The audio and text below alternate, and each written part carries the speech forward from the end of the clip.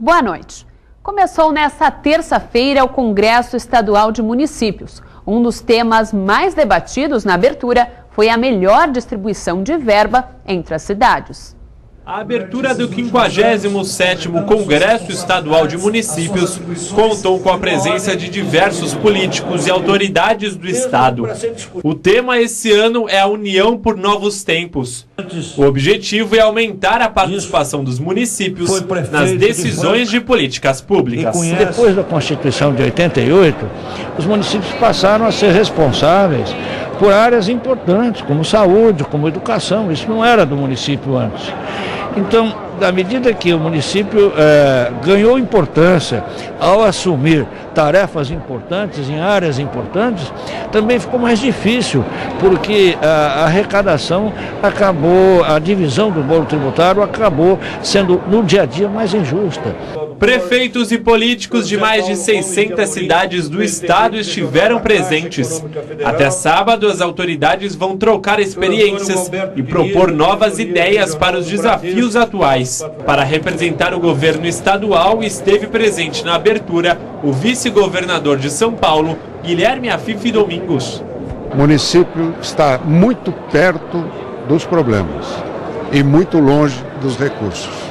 Essa é a grande discussão, onde se fala de pacto federativo. Pacto federativo é isso, é uma melhor distribuição dos recursos arrecadados, até porque o Brasil é uma das maiores cargas tributárias do mundo, mas os municípios cada dia mais carentes para atender à demanda da população. Na atual crise econômica de muitas cidades da Baixada Santista, um assunto foi unânime entre os prefeitos da região. Eles pedem mais ajuda para quitar as dívidas do município. Os municípios dependem de boas parcerias, tanto com o governo estadual quanto com o governo federal, para viabilizar os seus investimentos, tendo em vista que a capacidade dos municípios de investir com recursos próprios ela é muito reduzida. É preciso discutir as dívidas do passado que estão sendo assumidas, muito especialmente num momento como este, no caso específico de Cubatão, em que nós temos um processo de desindustrialização, uma mudança no setor produtivo do nosso país e de algumas cidades e que compromete profundamente as políticas, os investimentos dentro dos municípios. São discussões que para nós prefeitos são fundamentais e principalmente reunindo tantos prefeitos com tantas realidades num encontro tão importante como esse.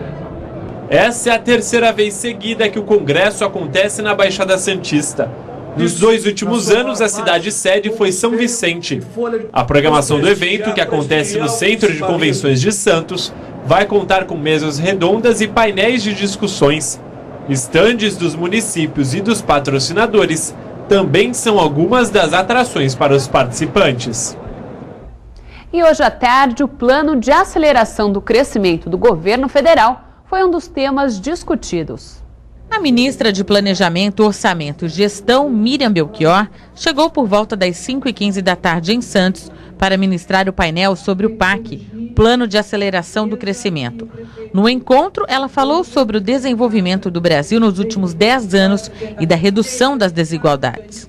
Com a valorização do salário mínimo, com a elevação da renda do trabalho, com a ampliação dos mecanismos de transferência de renda, especialmente a evolução grande do Bolsa Família. E com a ampliação do emprego, especialmente a formalização do emprego, nós colocamos uma outra peça nesse modelo, que é o nosso mercado interno. Então nós temos mais gente com renda maior, mais capaz de consumir. E isso leva então esse novo elemento para o nosso, é um novo motor do nosso crescimento, além das exportações, a força do nosso mercado interno. O secretário nacional de Renda de Cidadania, Tiago Falcão, que representou a ministra do Desenvolvimento Social, Tereza Campelo, também participou de um dos painéis e discutiu métodos para minimizar a pobreza até 2014. A gente teve a oportunidade de falar um pouco da experiência nacional, do que está acontecendo em todo o Brasil em relação ao Plano Brasil Sem Miséria e olhar a experiência específica do Estado de São Paulo, tanto no que se refere às ações do governo federal, quanto ao esforço que está sendo feito pelo governo do Estado. São ações coordenadas que têm, portanto, resultados maiores quando o governo federal, o governo estadual e os municípios trabalham alinhados, a gente tem resultados mais efetivos nessa área. Polícia Militar prende procurado pela Justiça em Morro de Santos. O homem de 30 anos estava com uma grande quantidade de drogas. Os cadernos apreendidos pelos policiais da DIG mostram a possível contabilidade do tráfico de drogas. Vendas de 13, 17, 28 mil reais. O entorpecente pronto para comercialização também foi apreendido. 950 gramas de cocaína e 3,5 kg de maconha. Tudo já embalado. Rádios, comunicadores, carregadores e celulares também foram encontrados. A apreensão foi em uma casa no Morro da Nova Sintra. Michel dos Santos de Souza, de 30 anos, foi preso na hora. Ele já era procurado pela Justiça por roubo de carga. Pelo que a gente pôde identificar lá pelo local, havia uma rede que estava ligado ao tráfico, uma vez que existem vários rádios de comunicação, porque é num local privilegiado do morro onde se consegue olhar todas as demais entradas. Com ele, a polícia ainda encontrou uma farda do Exército. A gente acredita que ele se vestia com aquilo, fazia o transporte do entorpecente até chegar à residência onde fazia o embalamento para a venda do entorpecente. Um caminhão que transportava um guindaste interditou uma rua no bairro Campo Grande, em Santos, após bater na fiação elétrica. O caminhão estava manobrando para sair com um guindaste na rua Carlos Gomes, próximo ao Canaú, em Santos. Mas a ação não deu certo e acabou puxando a fiação de energia elétrica de um dos prédios. O resultado foi um poste torto e a rua interditada durante a madrugada de ontem. Segundo o síndico do prédio, a manobra não teve a orientação da CET de Santos. Isso aí foi 22h25 e desde as 22 horas eu tenho gravado aqui no meu celular que foi chamada CT para acompanhar, a CT não tomou providência nenhuma. Depois que aconteceu o acidente, aí apareceu o CT, aí nós chamamos a PM também, tudo bem. A CT apareceu 1 hora e 10 minutos após ser comunicado. Falou que não tinha ninguém porque estavam em troca de turno, estavam fazendo uma série de coisas, mas ninguém para tomar providência. O responsável pelo caminhão estava no local, mas não quis gravar a entrevista. Se a CPFL cortar a luz, como é que fica o pessoal à noite? Entendeu? E amanhã? Quando ele vai vir consertar? Entendeu? Então vamos aguardar para ver isso aí, como é que vai ficar, entendeu? Mas no princípio, entendeu? A luz foi restabelecida hoje às 11 da manhã. Segundo a CET, o caminhão permanece na rua Carlos Gomes, mas não prejudica mais o trânsito. Não há previsão para a retirada da carreta. A CET não respondeu às críticas do síndico. O Sindicato dos Bares, Hotéis e Restaurantes da Baixada Santista está com inscrições abertas para 8 cursos. Os detalhes depois do intervalo. Até já!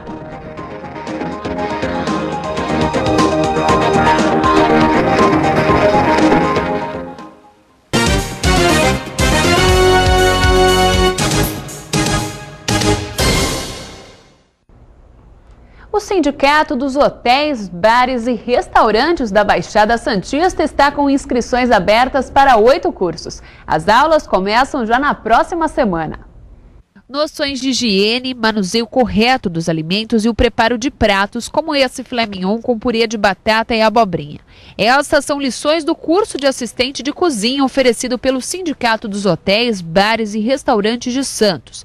As aulas acontecem uma vez por semana. O curso tem duração de 1 mês, dividido em 3 módulos. O primeiro módulo ele se destina a isso, são 6 aulas, onde nós falamos muito sobre isto, recebimento de mercadoria, qualidade de produto, enfim, tudo aquilo que é necessário para uma administração legal da cozinha. No segundo módulo, nós damos para o assistente do cozinheiro.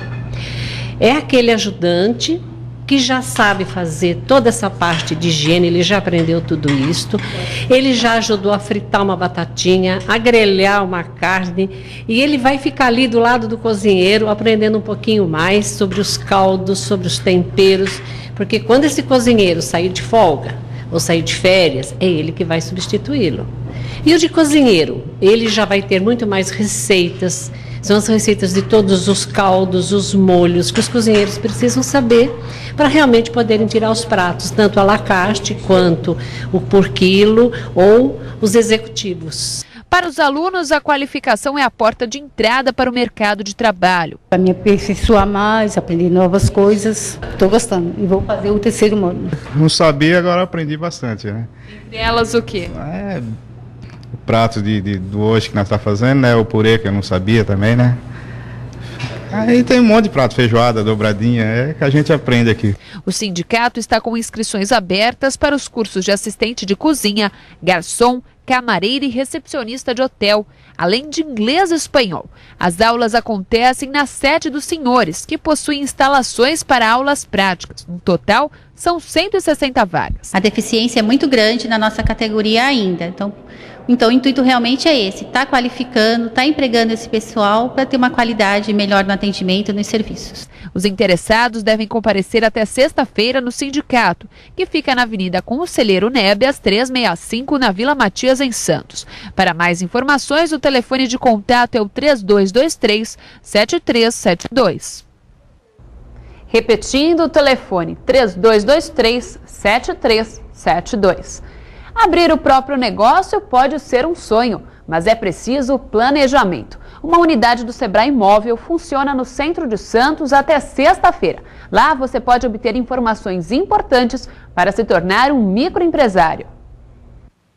É nessa van que acontecem os atendimentos aos micro e pequenos empresários. No escritório móvel do Sebrae, até aqueles que vão montar um negócio pela primeira vez recebem orientações jurídicas, financeiras e de marketing.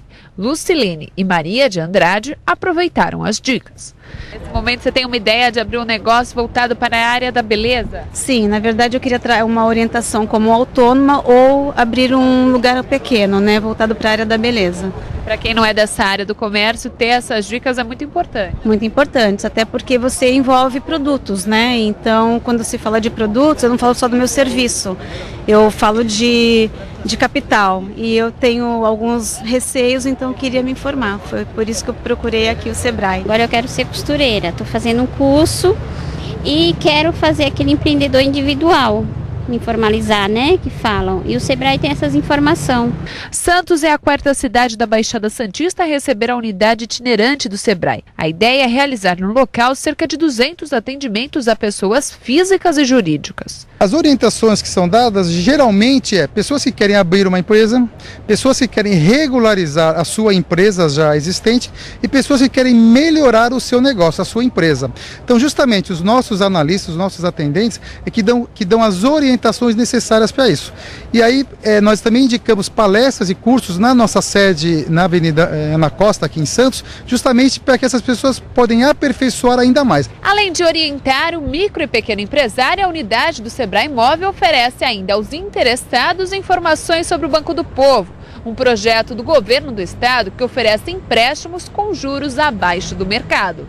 Juros de 0,5%, então de R$200 a R$10.000 pessoa física e de R$200 a R$15.000 pessoas jurídicas. E numa pequena empresa, você não necessita de grandes somas de dinheiro para fazer um investimento, para inovar, para fazer diferente. Às vezes com um pequeno recurso financeiro, aquela empresa pode fazer a sua grande virada, a sua grande melhoria, né? A unidade móvel do Sebrae permanece até sexta-feira na Praça Mauá, em Santos. O horário de atendimento é das 10 da manhã às 4 da tarde.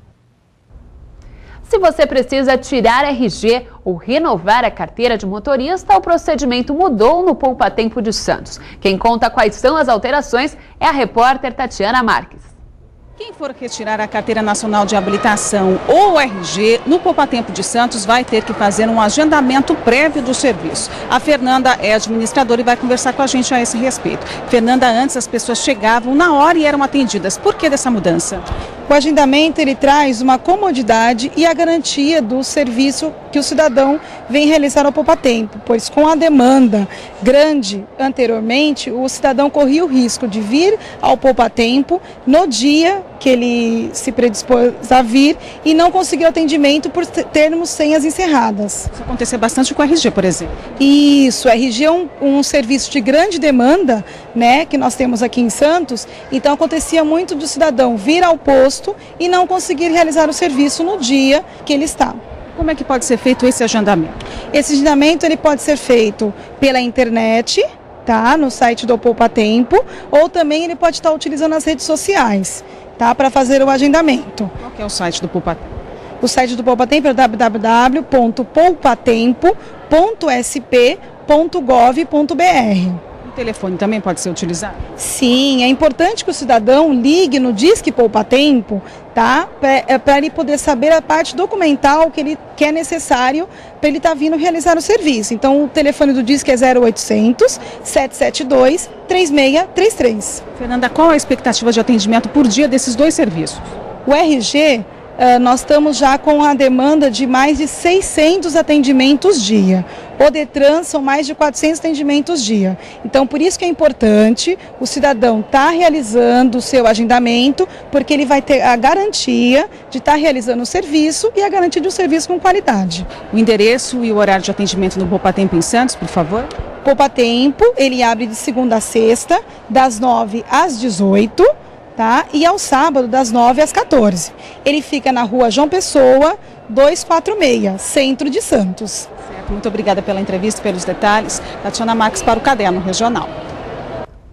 Futebol. O Santos enfrenta o São Caetano amanhã pelo Campeonato Paulista. Neymar é presença confirmada entre os titulares.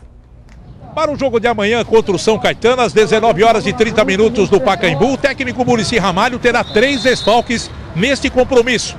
Arouca, que fez uma ressonância magnética e foi vetado pelo departamento médico com uma lesão muscular. Por sinal, também cortado da seleção brasileira, está fora desse jogo. Além dele, o lateral direito Bruno Pérez e Edu Dracena foram poupados também desta partida. Expectativa de vitória, né? Pra gente continuar nessa sequência aí sem derrotas aí. É um jogo complicado contra o São Caetano, mas espero poder dar o meu melhor mais uma vez e ajudar a equipe de Santos a ser vitoriosa. Você acha que em virtude do São Caetano estar sem treinador, a equipe que está numa zona perigosa, zona de rebaixamento, acaba se tornando uma partida mais complicada? É mais complicado. Além deles estarem na zona do rebaixamento brigando para não cair, tem o fator de jogar contra o Santos de Neymar, né? Todo mundo quer jogar contra o Santos e a gente sabe que é complicado, mas a gente tem que fazer o nosso trabalho como a gente fez lá contra o Oeste, não dar brecha para o adversário para vencer. E quanto mais tiver entre as cabeças lá na frente, vai nos dar o fator de jogar em casa, né? O ano passado você estava no Guarani na final do Campeonato Paulista contra o Santos.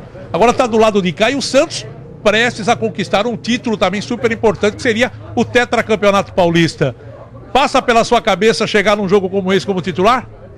Sempre passou, sinceramente sempre passou, porque eu sempre quis vestir a camisa do Santos, sempre quis jogar pelo Santos, só que sempre respeitando os companheiros que tem aqui, que já conquistaram vários títulos aqui, mas tem que continuar nessa caminhada, trabalhando forte, treinando forte para tentar ser titular e tentar fazer o meu melhor. O importante é o Santos ser vitorioso. O técnico do São Caetano, Ailton Silva, foi demitido e por isso o time estará sem treinador nessa partida. E também Fábio Costa, por contrato junto ao Santos Futebol Clube, o São Caetano não poderá utilizá-lo. A grande esperança do azulão é Rivaldo, a experiência de Rivaldo em campo para ajudar o time a buscar a vitória. Direto do CT Rei Pelé, Guido Bortolomazzi para o Caderno Regional. Guarujá decreta epidemia de dengue. Os detalhes depois do intervalo. Até já.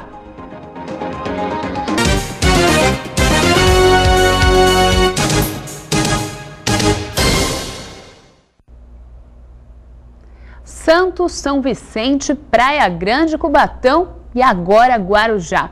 A cidade é a 5ª região a decretar epidemia de dengue. De janeiro até março foram registrados 367 casos da doença. Vamos conversar agora com o diretor de Vigilância em Saúde de Guarujá, Marcos Antônio Chagas Conceição. Boa noite, seja bem-vindo ao Caderno Regional. Nos últimos 5 dias, a cidade teve um boom no caso de casos de dengue. Foi uma surpresa? Vocês estavam esperando essa epidemia? A gente não acreditava que fosse chegar em 367, a gente achou que fosse um pouco menos. mas nós tivemos 100 atendimentos no anexo que a gente tem ali no plano rodoviário, que foi exclusivo para dengue. Então, a gente sabia que desses 100 atendimentos, a maioria deles era caso confirmado de dengue. E qual o critério usado pelo governo do estado para decretar estado de epidemia em um município? Pois é, a Secretaria Estadual de Saúde diz que a gente tem que, os municípios acima de 250 mil habitantes, o critério é 100 casos para cada 100 mil habitantes. E a gente está com 304 já deveríamos ter decretado a epidemia, o que aconteceu nesse período de 5 dias que antecedeu o feriado. E o que o município está fazendo para combater a doença? Pois é, a gente já começou quando a gente soube que o Santos estava com aumento de número de casos, a gente começou a fazer mutirões no Guarujá, nos bairros principalmente da Enseada e Morrinhos, que eram de maior incidência da doença. E o grande problema que a gente tem lá é que as pessoas mesmo em casa não permitiam que nós entrássemos nas casas para poder fazer os mutirões e as ações que têm que ser feitas. Fora isso, a gente conseguiu colocar esse anexo que eu acabei de falar no PAN, com 11 leitos disponíveis, podendo ser ampliados até 22, se a gente houver necessidade. Não tem esse problema, os pronto-socorros estão vazios, não está tendo muito problema. Não temos óbitos confirmados, embora a gente está investigando 2 casos de óbitos que estão vinculados à dengue. Certo, o Exército, inclusive, já está nas ruas. Isso, o Exército começou com a gente na terça-feira, está em fase de treinamento, e a semana que vem eles começam todas de segunda a quinta até o final da epidemia. Além disso, as unidades básicas de saúde e unidades de saúde da família estão fazendo atendimento aos sábados, das 8 ao meio-dia, com equipe médica, inclusive, exclusivo para dengue. A população que quiser fazer denúncias, possíveis focos de mosquito em alguma casa, como podem fazer? Não só focos de mosquitos, se a população quiser, inclusive, solicitar para a gente telagem de caixa d'água, a gente está à disposição, o telefone é 3341-6569, é o Disque Dengue, lá do Guarujá. A gente vai até a residência, faz a telagem das caixas, faz todas as orientações e conversa junto com a população para eliminar os focos do mosquito. Tá bom, muito obrigada pela entrevista. E o Caderno Regional de hoje fica por aqui. Você se mantém melhor informado através do Santa Portal. Até amanhã. Tchau.